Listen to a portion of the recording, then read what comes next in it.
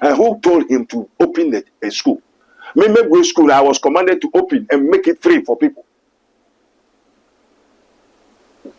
And the wine is small, so for the school. If you are a man of God, our father, meaning your father, who said God have sent you, which means our father have sent you, your father have sent you, and you are now saying your father is no more talking. You know your father. Your father is no more revealing to you. Therefore, what are you saying? Who sent you? What are you doing? Which means you are antichrist. Anyone who say, any pastor, prophet, evangelist, teacher, prophet that will say God is no more revealing, God is no more talking, he is an antichrist. He don't have Christ.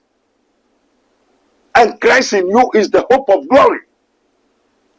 And the Spirit of Christ, which is the Holy Ghost. Because all that the Father has is mine, says the Lord, as it is written.